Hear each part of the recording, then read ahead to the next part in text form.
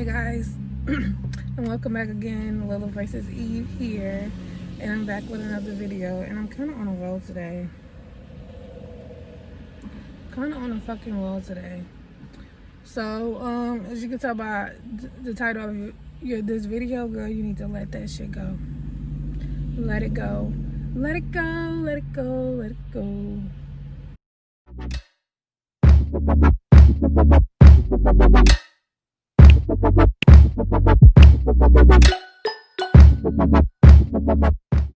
Let's just talk about regular fucking relationships. Let's talk about, like, for example, the relationship with my mom. So me and my mom did not have a good relationship when I was younger. Okay, our relationship was pretty shitty from my POV, and I just felt like my love tank was not being filled, and it used to spear me with so much fucking anger every single time that I just could not get what I wanted. Like, and it's not fucking material things, but as far as attention and different shit like that. Especially when it's a relationship, like a family relationship, is because it's like, we in this. It's no fucking breaking up. It's not like I can fucking break up with you. I was a fucking child. It's not like I can fucking break up with you and I can say, okay, I just go find me another mom. Like, no. So it was always kind of like dealing with it. Just dealing with it and always acting this type of way to try to get her to act this type of way, like how people do in relationships when they don't have enough strength to leave yet.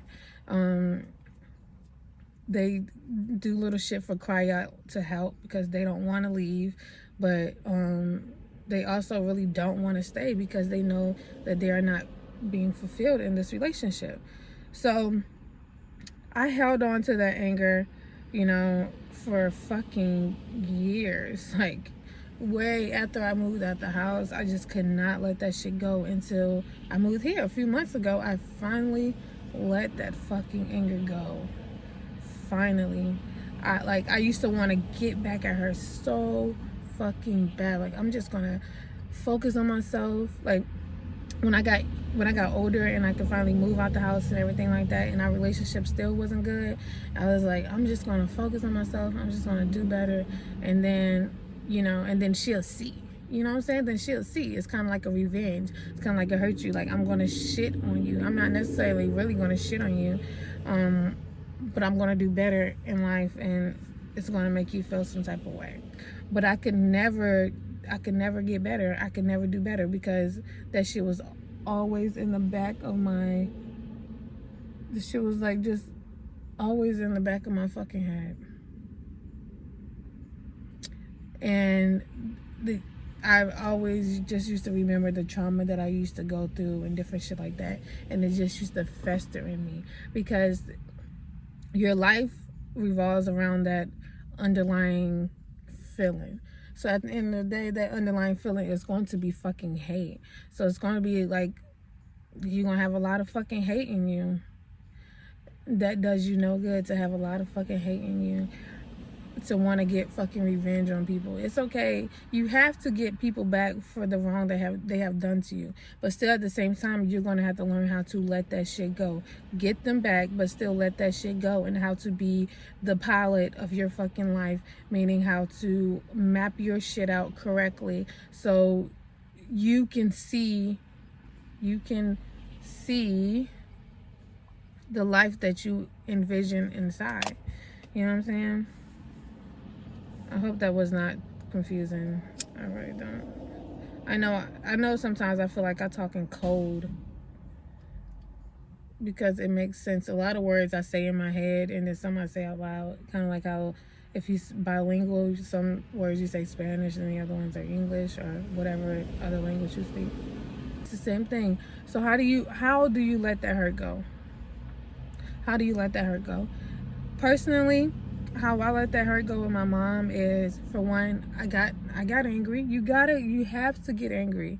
You have to get angry because you have to, one, notice that the treatment that you're getting is not right. Like, you have to be aware that the way that someone is treating you is not okay.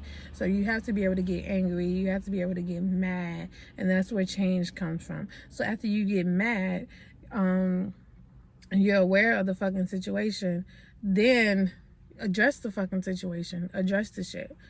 Address it. then you address it.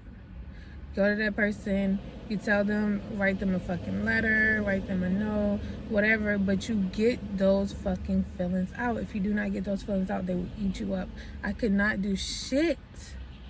I could not do anything because it just kept every time I got mad, it just kept resorting back to my fucking childhood, and everything resorted back to my fucking mom. Like every fucking thing resorted back to my fucking, not just my mom, but my parents. And it just seemed like everything was because of them. And until I actually let that go, like now when I get mad, it's not like I'm just mad. It's like, fuck, now I'm just mad.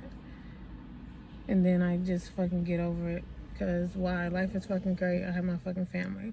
So after you address the situation, depending on how the conversation goes, if it goes left and, you know, they are fucking narcissistic and they cuss you back out or they try to gaslight you, and you know what you do, then you understand that the situation is no longer in your control. Only thing that you can control is yourself.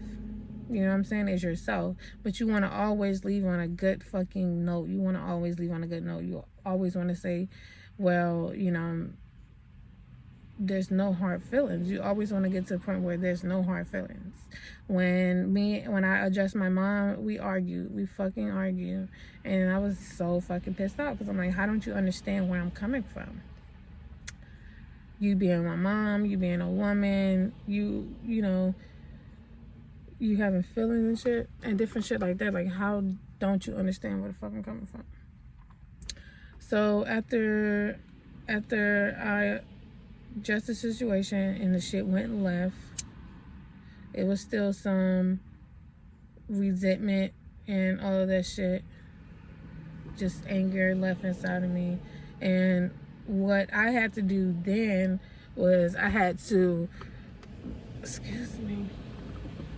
to do then is I had to reflect. I had to self-reflect on relationships in general and understanding that relationships are never, ever one-sided. So they are never one-sided. I'm looking at this cat trying to prowl on this little squirrel. But then I started to understand that relationships are never one-sided. So, you know, I was reflecting on all the things that people have done to me, but I did not reflect on the things that I'd done to people or the things that people went through to make them want to do the things that they did to me, or made it okay for them to do the things that they did to me. So once I realized that, then I came to an understanding, then I came to a place where I was able to apologize. I was able to say, you know what, you may still have ill intentions, you may still have ill feelings about the situation, but I'm going to come to you and I'm going to be the bigger person and I'm going to apologize. Because at the end of the day, you know, it's my fucking growth. I want to heal from this. I want to fucking heal from this. So I had to apologize. Give it a little break, give it a little time, and then fucking apologize. Apologize for you, not for anybody else. Apologize for yourself. I'm making this YouTube video, but that's the end of the video. Like always, like, comment, and subscribe.